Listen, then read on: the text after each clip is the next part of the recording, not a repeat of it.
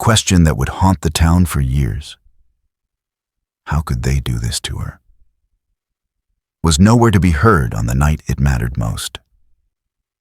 The only sound was the wind, violent and hollow, sweeping across Missoula as if trying to erase the cruelty unfolding beneath it. Aria Whitlow did not remember being dragged from her bed so much as she remembered the cold, a cold that sliced straight into her chest as the door burst open. Rough hands seized her arms, and shouts filled the small cabin where she had lived quietly for months. Faces she had seen in passing, faces that once looked past her or through her, or at her with suspicion, were now twisted with something darker. Fear, yes, but also satisfaction. As though her suffering clarified something in them. As though punishing her made the world simpler. By the time she registered what was happening, she was already outside. Boots sinking in the snow, wrists bruised from their grip.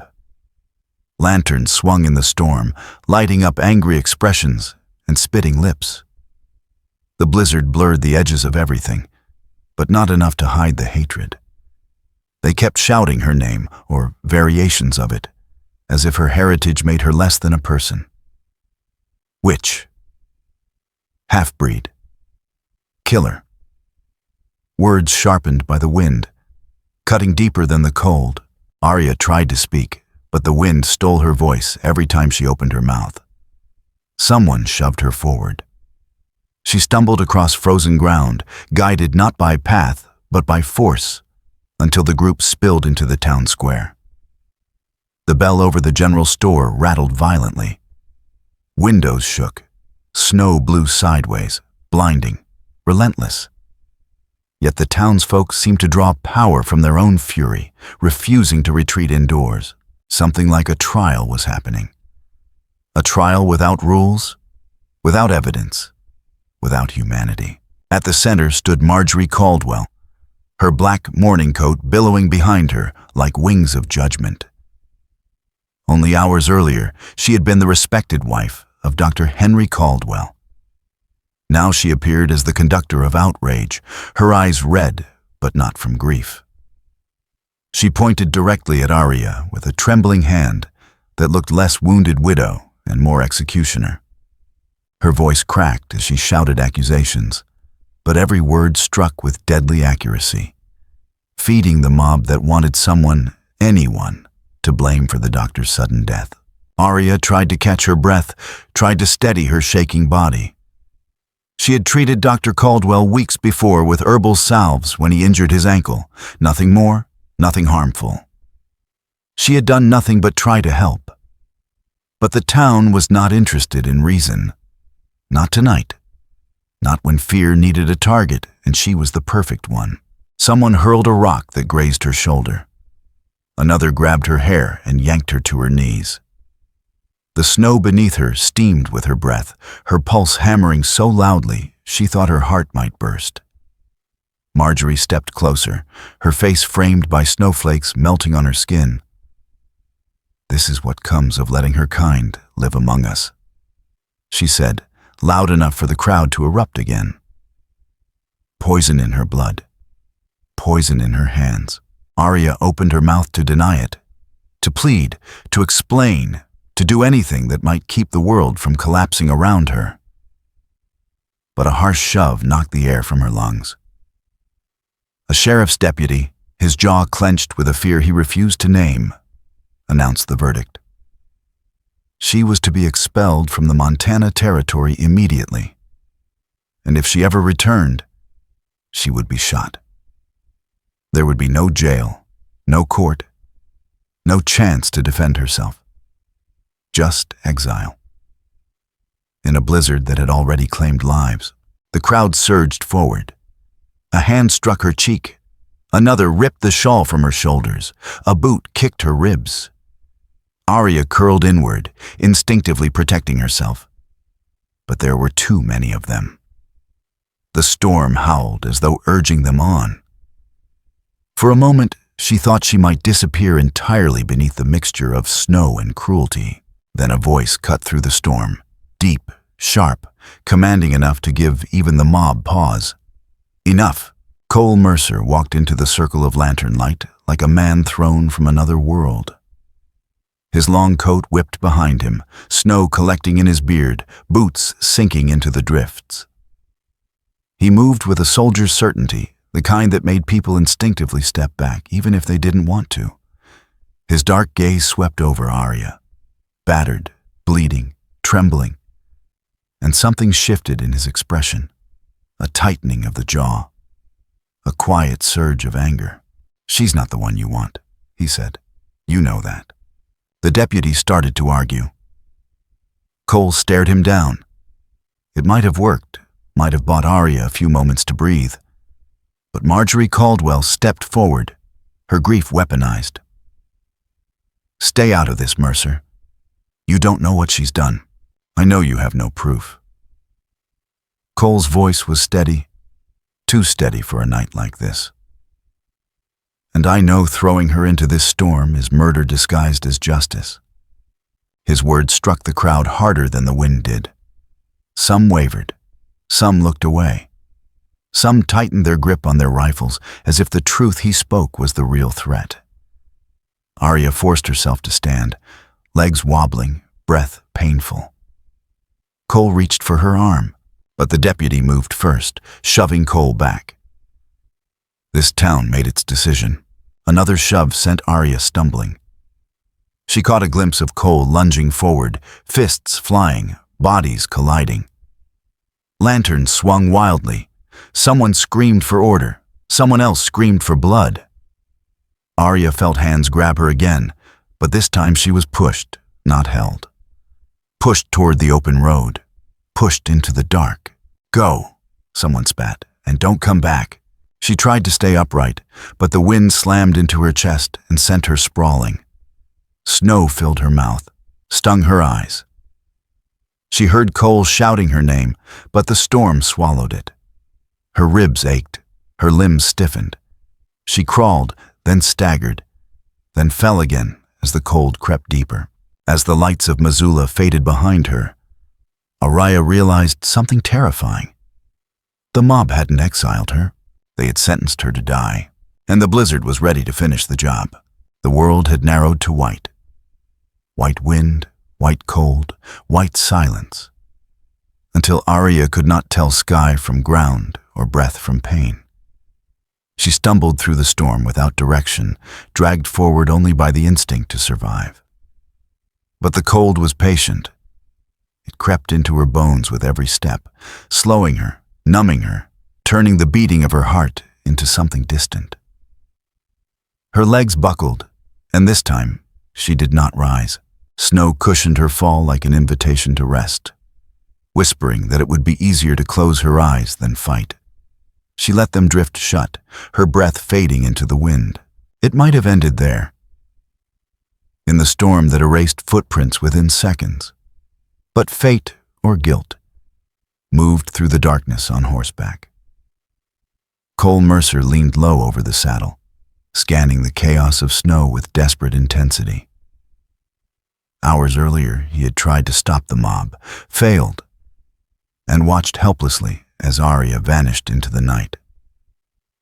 But the moment he returned to Stone Ridge Ranch, unease gnawed at him until it became unbearable. Something inside him refused to accept the town's verdict. He had seen enough death to recognize when a person was being offered up to it. So he saddled his horse without a second thought and rode back into the storm. He nearly missed her. A dark shape, half buried in drifting snow, caught the corner of his eye. He pulled the horse to a stop so quickly its hooves slipped. Cole leapt off, landing hard, nearly sinking into the drift. He knelt beside the still form, brushing snow away from her face with a shaking hand. Aria was barely breathing, skin icy and pale, lashes crusted with frost.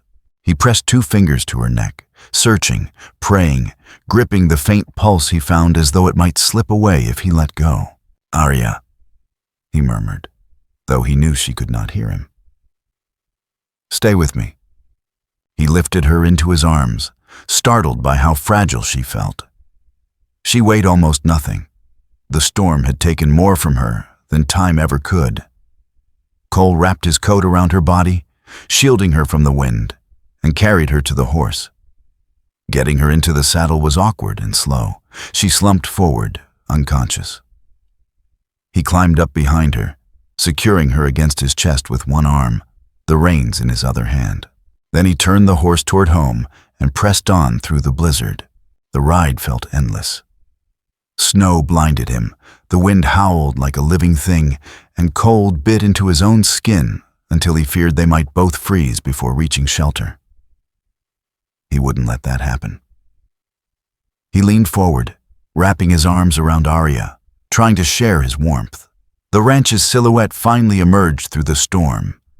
2 barns, a stable, and the cabin's dim glow flickering like a distant promise.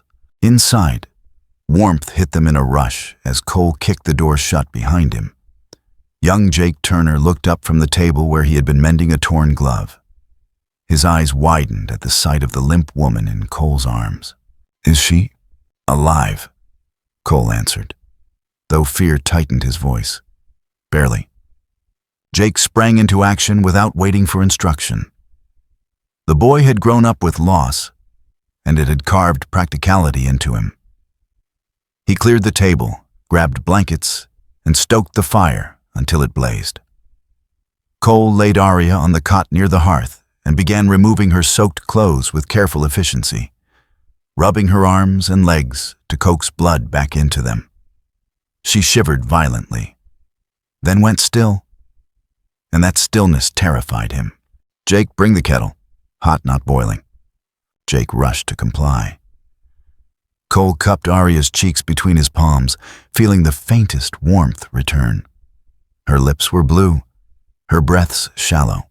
"Come on," he whispered, though he did not know if he was talking to her or himself. "Don't give up." They worked for hours. Warm cloths on her skin, heated stones wrapped in towels placed near her feet, broth spooned carefully between her lips, a slow war against the cold that had nearly claimed her. Jake sat close, worry etched on his young face. "Why would the town do this?" he asked quietly. Cole paused, glancing at Aria's still form. "Fear makes people cruel," he said, "and cruelty spreads fast when no one stands against it." He didn't add the rest, that he had stood against it and still failed. That failure weighed heavier than the storm. A soft, fragile sound broke the quiet. Aria's breath hitched, her eyelids fluttering. Cole leaned closer. "Aria, can you hear me?" Her head moved slightly, an almost imperceptible nod. Relief washed through him, powerful enough that he closed his eyes for a moment. Jake let out a breath he had been holding. "She's waking up." "Not fully, not yet." She drifted in and out, murmuring words neither of them could understand.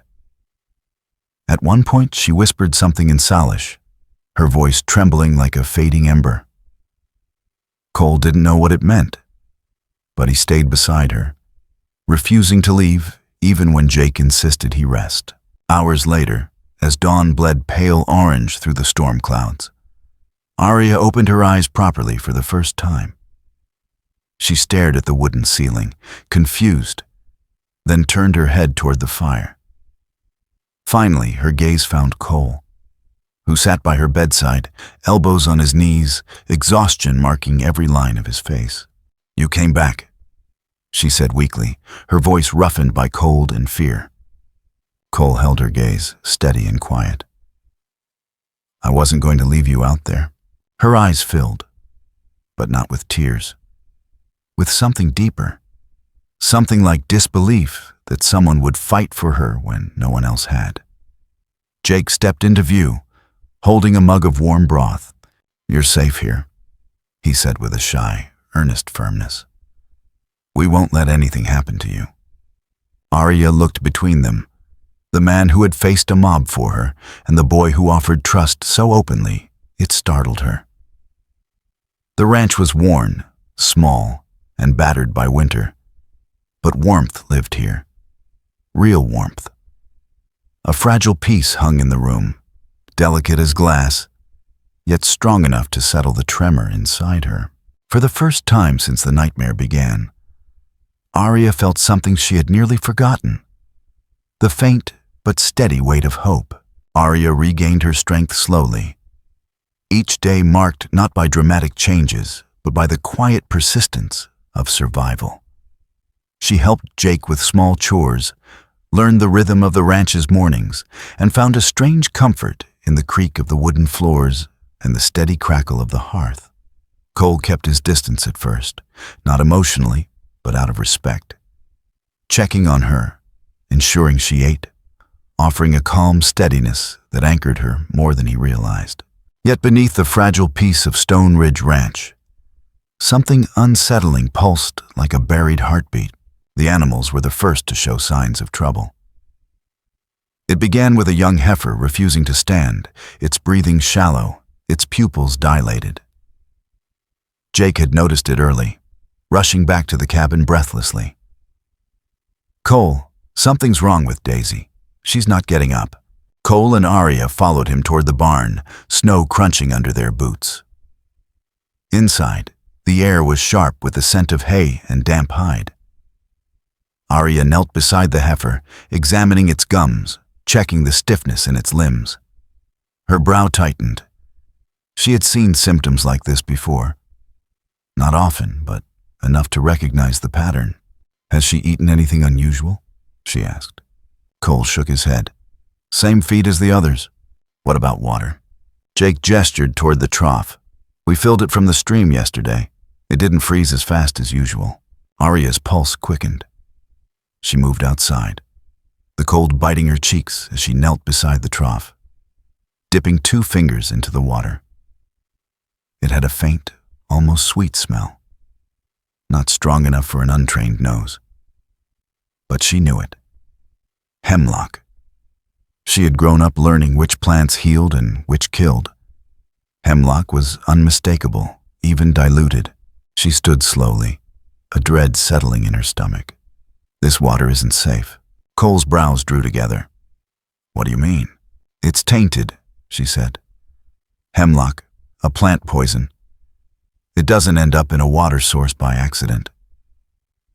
She paused, letting the weight of her words sink in. "Someone put it there." Jake's eyes widened. Why would anybody do that? Aria didn't answer.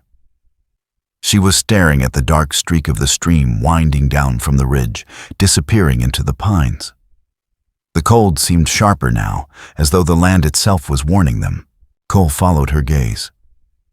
He folded his arms, jaw tightening.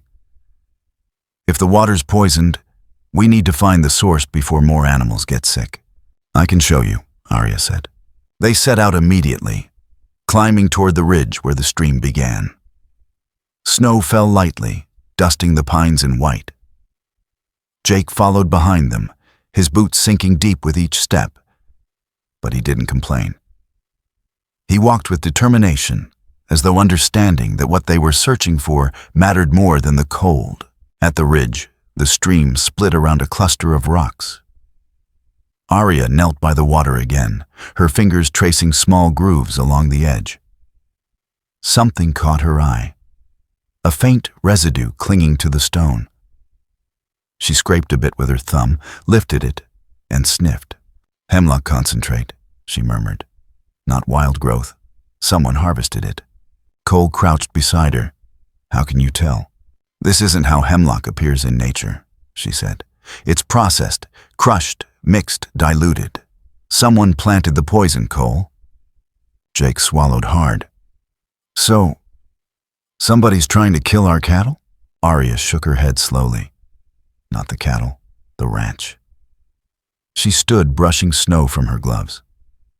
"Someone wants this land." Cole's silence was heavy. The wind pushed through the trees, whistling low and mournful. "There's only one man in this territory who would go this far," he said finally. "Vernon Blackwood?" Aria felt a chill different from the cold. The banker's name had haunted her since the night she was accused. She had seen him only a few times in town, always immaculate, always surrounded by men who watched people more than they spoke. He owned half the county through debts alone. But Aria suspected he wanted more than land. He wanted control. Cole stepped farther upstream. Something half buried in snow caught his eye. A small metal container wedged between rocks. He knelt, pulled it free, and held it up. The lid was dented. The bottom carried a faded label. Caldwell Apothecary. Aria's breath caught. Jake whispered, "Is that?" "Yes," Aria said quietly. It belonged to Dr. Caldwell. He kept concentrated extracts in these. Cole held the container in his gloved hand, staring at it with a hard, unsettled expression. "Someone used the doctor's store of herbs to poison my ranch." Aria felt the truth forming like ice in her chest. Someone who wanted the doctor's death to look suspicious. Someone who needed me blamed. Someone who knew his supplies. Someone like Vernon Blackwood. The edges of her vision blurred as everything connected. The false accusations, the storm, the exile, and now the poisoned land. It wasn't random. It wasn't coincidence. It was a web, and she had walked right into the center of it. They returned to the ranch in silence. The wind picked up again, carrying with it the promise of another storm. Aria paused near the porch steps, her pulse racing with a mixture of fear and clarity. Cole watched her closely. "What are you thinking?" he asked. "That this isn't just about me anymore," she said. "And it's not just about the ranch. Something larger is moving, something planned." She looked at Cole and Jake, the only two people who had protected her, believed her, fought for her. The weight of responsibility pressed on her chest. Cole nodded slowly. "If someone's targeting this land, we'll fight back." Aria met his gaze. It was the first time she truly saw the depth of his resolve.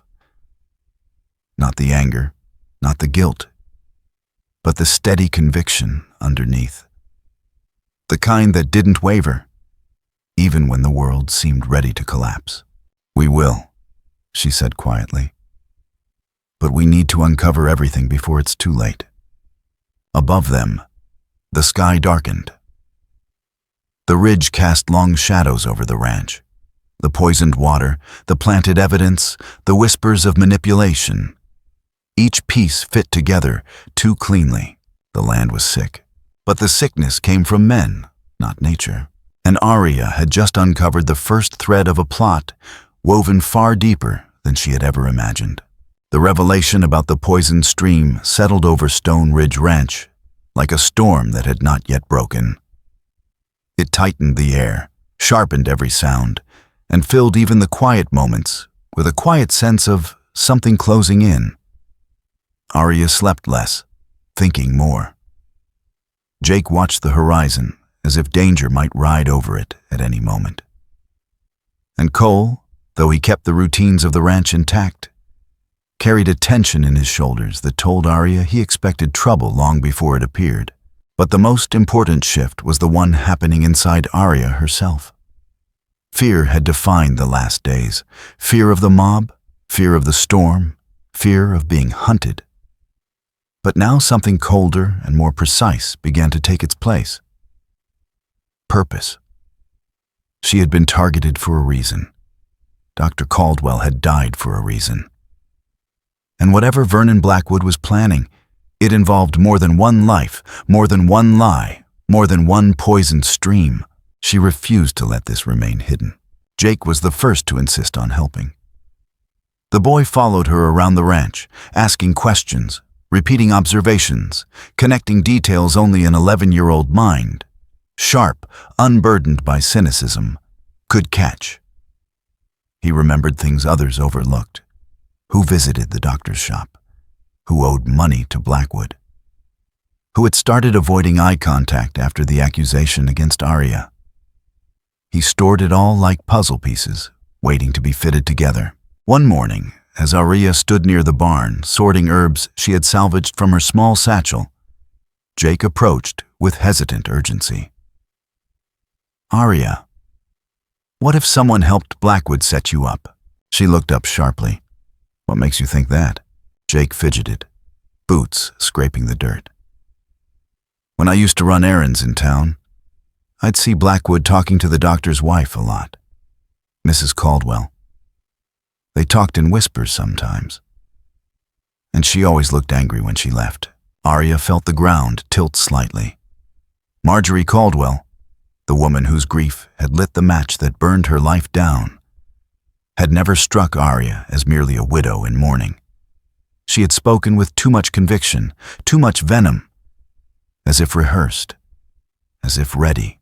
Cole entered the barn, overhearing the last part.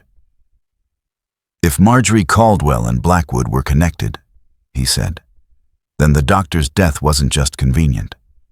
It was orchestrated. Aria nodded slowly. Then we need proof, and there was only one place to start. Returning to Missoula after what had happened felt like walking into a lion's den with a candle for protection. They disguised their route, kept to the tree line, and entered town from the north road at dawn, when most people were still sleeping. Cole stayed outside the town limits with the horses, ready to ride at the first sign of danger. Aria and Jake slipped through narrow alleys until they reached the back entrance of the Missoula Gazette. Harold Jennings, editor of the newspaper, was a man worn thin by ambition and nerves in equal measure. He blinked in shock when Aria stepped into his office, his spectacles sliding down his nose. "Miss Whitlow," he whispered, as though saying her name too loudly might summon the entire town. "You shouldn't be here. If anyone sees you—" "They won't," Aria said. "We need your help." Jake closed the door behind them, his face set with quiet determination. Harold looked between them, torn between fear and conscience. "Blackwood watches everything," he murmured. "He pays for half the printing materials for this paper. He owns 3 of my reporters. And after what happened to you, it's dangerous for anyone to even ask questions." "That's why you need to ask them," Aria replied. "Because he controls too much, and people are too afraid to challenge him. But you're not one of them. You still have a spine, Harold." The editor swallowed hard. "What are you asking for?" "Information," she said. "On Dr. Caldwell, on his financial records, on who might have visited him before his death. You have access to the things the rest of us don't." Harold hesitated. "Aria, if Blackwood is involved in the doctor's death, he won't stop at threats." Aria met his gaze firmly. "He already tried to kill me. I'm not afraid of the truth anymore." Silence stretched between them. Then the editor sighed deeply, shoulders sagging as though the weight of a decade-long moral cowardice finally became too heavy to bear. He stood, went to his filing cabinet, and began pulling folders, ledgers, reports, small-town gossip columns, even a sealed envelope addressed to the doctor that had never been mailed. Hours passed. Papers spread across the desk like a map of something rotten beneath the surface of Missoula. Jake sorted through notes, reading aloud small entries that would have seemed meaningless alone, but damning together. Late-night meetings, sudden changes to land surveys, discrepancies in medical supply orders, payments labeled as consultations that had no medical justification. Then Aria found the page that made her breath catch. A signed statement, Marjorie Caldwell's signature at the bottom, requesting the transfer of the doctor's apothecary items to Vernon Blackwood for evidence review. Dated the morning after the doctor's death. Jake leaned over her shoulder. "But why would she give him that?" Aria answered quietly. "Because she wasn't shielding the truth. She was burying it." Harold looked ill. "If this gets out—" "It must," Aria said. "But not today. Not yet." They needed more. A connection stronger than suspicion and documents. Something undeniable. And fate delivered it unexpectedly. As they prepared to leave, a woman burst into the Gazette office. Disheveled, trembling, clutching a worn satchel to her chest. Eleanor Blackwood. Vernon's wife. Her skin was pale, her eyes shadowed with fear and exhaustion. She looked directly at Aria, breathless. "I've been looking for you." Harold nearly dropped his pen. "Mrs. Blackwood, what on earth?" "Please," Eleanor whispered, voice cracking. "Lock the door." Jake rushed to do so. Aria guided the woman into a chair. Eleanor's hands shook so violently, the satchel threatened to fall to the floor. Aria steadied it gently. Eleanor swallowed, gathering courage. "My husband will kill me if he finds out I'm here. But I can't live with what I know anymore." Aria leaned in. "What do you know?" Tears welled, but Eleanor blinked them away. "Vernon had Dr. Caldwell killed. And then he made sure you were blamed. He thought you'd die in the storm. And even if you didn't, he planned to finish the job." Harold's breath hitched. Jake stared, stunned. Eleanor opened the satchel and pulled out a stack of papers tied with twine. "These are the doctor's original records. Vernon stole them, tampered with them, destroyed what he didn't need. And this," she produced a second item. A journal, worn leather, with the doctor's initials on the front. "Dr. Caldwell kept notes on every patient," she said, "including Vernon, including the threats." Aria's heart sank. "Why are you giving this to me?" "Because you deserve justice," Eleanor replied. "And because I can't let my husband ruin more lives." Her breath shuddered. "He will come after you, all of you. But this may be enough to stop him." Aria placed a steady hand over Eleanor's trembling one. "Thank you." The woman's eyes softened with relief, and something like peace, before she whispered, "Make sure the truth doesn't die with me."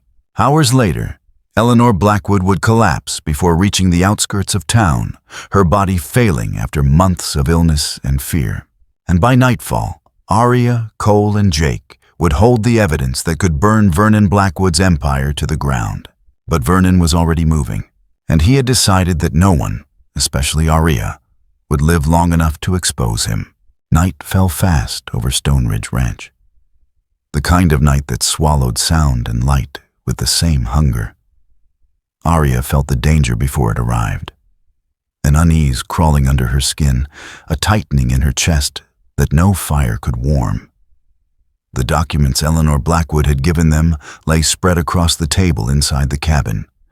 Lantern glow flickering over the doctor's handwriting, the altered ledgers, the evidence of a conspiracy too deliberate to dismiss. It should have felt like victory. Instead, it felt like a warning. Cole stood at the window, rifle in hand, scanning the horizon with a soldier's intuition sharpened by the scent of blood in the air. Jake sat near the fireplace, clutching his own small revolver, a weapon he barely knew how to use but refused to put down. After what they'd seen, after what Eleanor had revealed before collapsing into the snow hours later, no one in the house could pretend the danger had passed. "It's too quiet," Cole murmured. Aria approached him, her voice steady despite the dread tightening her breath. "What are you sensing?" "Not sensing. Knowing." Cole kept his eyes outside. "Blackwood won't wait for the law to catch up. He'll move now while he still thinks he can erase us." Jake swallowed hard. "Do you think he knows Eleanor talked?" "He'll assume she did," Cole answered. "And he'll assume she brought whatever she had straight here." Aria placed a hand on the back of his arm, grounding him. "Then we protect what she died for." Cole didn't answer with words, but his grip tightened on the rifle. The first sign came as a flicker of shadow near the tree line, a shape that didn't belong to the wind. Then another. Then the metallic glint of a barrel catching faint moonlight. Cole stepped away from the window. "They're here." Jake's breath hitched. Aria's pulse steadied instead of racing, fear narrowing into the same focused determination she'd felt when diagnosing poisoned cattle, when uncovering the doctor's records. Only this time, the stakes were blood and bone. Cole blew out the lantern, plunging the room into half-darkness. "We stay low. We stay quiet. and we don't waste ammunition. A moment later, the first gunshot cracked through the night, loud enough to rattle the cabin walls. Jake flinched. Aria grabbed his shoulder, pulling him behind the overturned table they had dragged to the corner as a makeshift barricade. Cole crouched beside the window, lifted the rifle, and waited for a second shot to reveal the shooter's position. It came. Cole fired. A distant cry echoed through the snow. But there were more. Figures advancing through the night with ruthless purpose. 6, maybe 7. Blackwood hadn't sent a warning. He had sent an execution squad. Bullets punched through the outer wall, splintering wood. Aria ducked lower, shielding Jake with her body. Dust and wood fragments rained over them. Jake trembled, but his grip on the revolver did not loosen. Cole fired twice, fast and precise. Another figure fell. But the remaining men kept closing in, fanning out, trying to flank the house. Cole cursed under his breath. "They're splitting," he said. "They'll come through the barn, the back door, every entrance they can." Aria's mind raced. "Then we can't stay trapped in here." Jake looked at her in panic. "Aria, outside is worse. Staying is death," she said. "Moving gives us a chance." Cole hesitated for only a second before nodding. "Jake, you stay with Aria. I'll draw their fire." "No," Aria snapped. "We stay together." Cole turned to her, eyes burning with the kind of protective instinct that bordered on self-sacrifice. "Aria, they want you most. If they see you, they'll focus everything on taking you alive or dead. But if I step out first, I'm not letting you die for me," she whispered fiercely. A bullet tore through the window frame inches from Cole's head. He ducked, breath sharp. There was no more time for argument. "We go out the back," he said. "Through the smoke shed. It's dark enough to cover us." Jake nodded shakily. Aria grabbed the satchel containing Eleanor's documents, slung it over her shoulder, and followed Cole as he led them toward the rear of the house. They slipped out just as bullets hammered the front door. The wind outside was bitter and relentless, stinging their eyes, whipping their coats around their legs. Snow crunched softly under their feet as they moved low, shadows among shadows. Aria kept one hand on Jake's back, urging him forward, while Cole scanned every angle, rifle raised. A gunman rounded the corner of the barn before Cole could warn them. The man lifted his weapon, but Jake, acting on pure instinct, fired first. The shot wasn't perfect, but it struck the man's shoulder and sent him spinning into the snow. Jake froze, horrified. Aria grabbed his face gently. "Breathe. You did what you had to do." Cole finished the job with a clean, efficient shot. Then he grabbed Jake's arm. "Good instincts. Now move." They crossed the yard toward the corral, crouching behind fence posts and hay bales as gunmen advanced from both sides. Muzzles flashed in the darkness. Bullets tore chunks from the frozen ground. Aria fired back when she could, her aim steady despite the pounding in her chest. Cole picked off marks with brutal precision. One shot, one fall. But one figure had circled behind them, moving quiet as death. Aria heard the crunch of snow behind her a moment too late. She turned, saw a gun raised at Cole's back. "No!" she shouted. She lunged forward, slamming into Cole as the gunman fired. The bullet struck Cole's side instead of his spine. He staggered, dropping to one knee, breath punched from him. Jake screamed. Aria fired twice, hitting the gunman in the chest. He fell backward into the snow, motionless. Aria dropped to Cole's side, hands already moving to staunch the bleeding. His skin was clammy, his breath sharp. "Stay with me," she whispered, pressing her palm against the wound. "Don't you dare leave us." He managed a strained, pained smile. Not planning to. Gunfire continued in the distance, but fading. The ranch yard echoed now with shouts from new voices, deeper, louder, federal voices. Jake gasped, pointing. "Aria, look." Riders burst through the storm, U.S. Marshals, dozens of them, led by Judge Franklin Hale himself. They swept into the yard like judgment incarnate, overwhelming the last of Blackwood's gunmen within minutes. When the final shot faded, the night went eerily still. Aria pressed both hands to Cole's wound, her breath trembling with urgency. "Stay awake, Cole. I need you awake." He nodded weakly, gripping her wrist. "You saved me." She leaned close, her voice raw. "You saved me first." Marshals disarmed the fallen, rounded up survivors, shouted orders through the cold air. One of them ran toward Aria. "Blackwood is in custody," he said breathlessly. "Your evidence got him. It's over." Aria didn't look up. It wasn't over. Not until Cole was safe. Not until the darkness Blackwood had spread was lifted from all of them. She pressed her forehead to Cole's and whispered, "I'm right here. You're not leaving this world. Not tonight." And for the first time since the mob dragged her into the snow, Aria felt the ground beneath her begin to shift toward hope again. Not fragile this time, but fierce, forged in gunfire and blood. Spring did not arrive quietly that year. It swept across Montana territory like a long-awaited breath, melting the last scars of winter, washing blood from the earth, and softening even the hardest edges left behind by the night of gunfire. Stone Ridge Ranch changed with the season, but the greatest transformations happened inside the cabin, where Cole Mercer lay recovering, where Jake Turner grew into the kind of courage he never expected from himself, and where Aria Whitlow confronted a truth she had never believed she'd be allowed to feel again: the possibility of belonging. Cole's wounds healed slowly but steadily. Aria tended to him day and night, using poultices of willow bark, warm compresses, and gentle hands. He resisted at first, not out of pride but out of habit. Men like him were built to endure pain, not soothe it.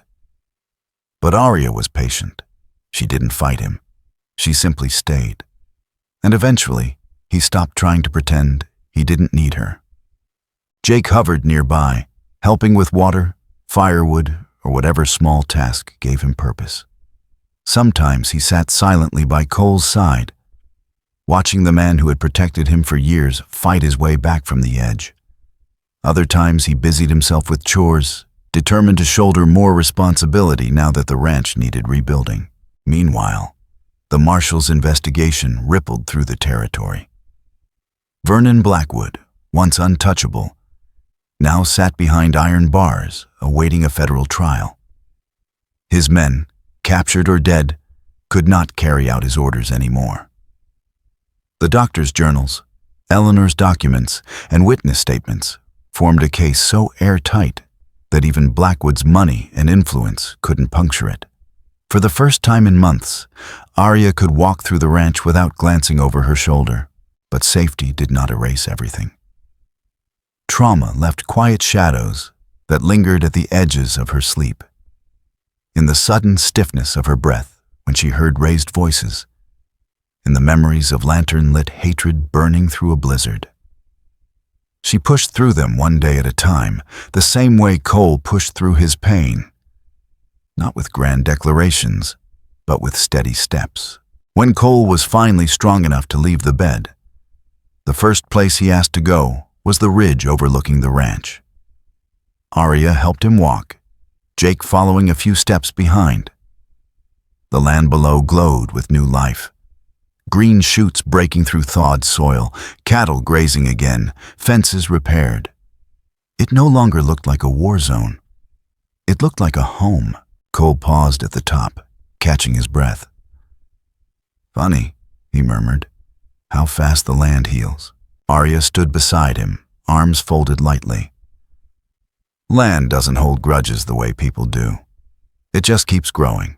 He glanced at her, and there was something unspoken in his eyes. Something he'd been carrying long before bullets tore into him. She felt it like a pull in her chest. They didn't talk about what happened the night of the attack, not directly, but sometimes Aria found him looking at her with a kind of awe, as though still trying to understand how she had thrown herself into gunfire for him. And sometimes she caught herself staring at him, remembering the moment she pressed her forehead to his, promising he wouldn't die. Jake interrupted gently. Aria? Cole? Judge Hale said the charges against you are formally dismissed. He said you're free. Aria inhaled a slow, shaky breath. Free. A word she had not dared to imagine since the night the mob dragged her into the snow. She let the meaning settle.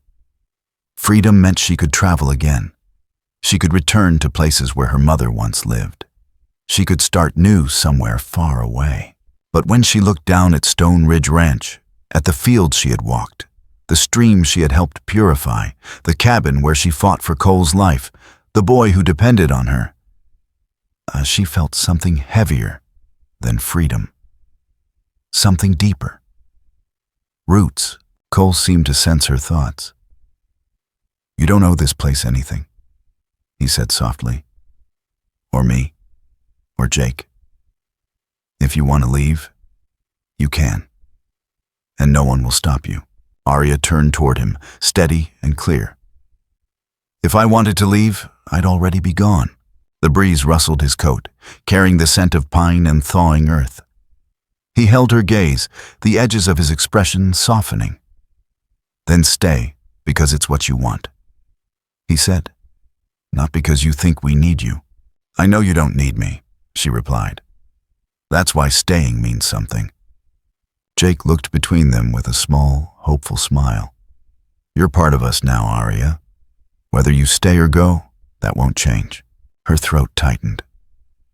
She reached out and ruffled the boy's hair, then turned back to Cole. Home isn't a place, she said. It's the people you bleed with. The people who fight for you. The ones you choose. Cole stepped closer, still moving carefully, still healing. He reached for her hand, slow enough to give her a chance to pull away. She didn't. Aria, he said, voice low, I choose you, for as long as you'll let me. The simplicity of the words hit harder than declarations wrapped in poetry. It was the kind of confession born from pain, survival, and a man who had lost too much to waste breath on anything untrue. She squeezed his hand gently. Then I choose you too. They stood together on the ridge, watching the sun spill light over the land that had nearly taken everything from them and now offered a beginning instead of an ending. Weeks later, as summer warmed the valley, a small gathering formed behind the cabin. Just a marshal as witness. Jake beaming with pride and the quiet rustle of wildflowers in the breeze. Cole placed a ring carved from polished bone on Aria's finger. She placed one of braided silver on his. It wasn't lavish. It wasn't grand. It was real. After the vows, Cole rested his forehead against hers, echoing the moment she had saved him. You brought me back to life, he whispered. You brought me back to hope, she answered. Jake cheered loud enough to startle a few birds from the fence posts. Laughter followed, a sound none of them had heard enough in their lives. Stone Ridge Ranch thrived in the months that followed. Not because it was perfect land, but because the people tending it carried scars that taught them how to rebuild. Jake studied for a scholarship that would take him to a proper school. Determined to become a doctor and finish the dream, Cole couldn't. Aria tended the land, healed what was broken, and slowly began to heal herself. And Cole, still a soldier in quiet ways, learned the unfamiliar rhythm of peace, of putting down roots instead of burying ghosts. Their story didn't end with the wedding. It didn't end with Blackwood's arrest. It didn't end with any single moment. It grew, season after season, from pain into strength, from injustice into justice, from exile into belonging. Because love, when it finally came for them, wasn't dramatic or loud. It was steady, earned, chosen. And as the summer sun spread across the valley, Stone Ridge Ranch no longer felt like a hiding place or a battlefield. It felt like home. The story of Stone Ridge Ranch settles like dusk over the valley. Quiet, warm, lingering at the edges of memory. Let the world slow now. Let the breath soften. Imagine the sun lowering behind the pines, casting long shadows over the land that once knew gunfire and grief.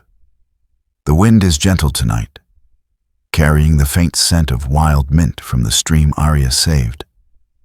And somewhere in the distance, a horse nickers softly, unafraid.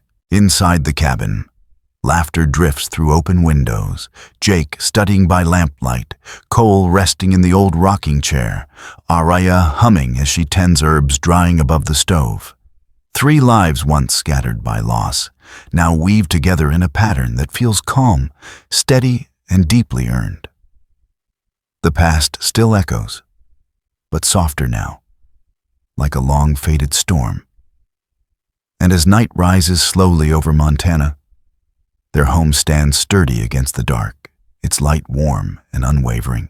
So let the story close with a whisper, not an ending.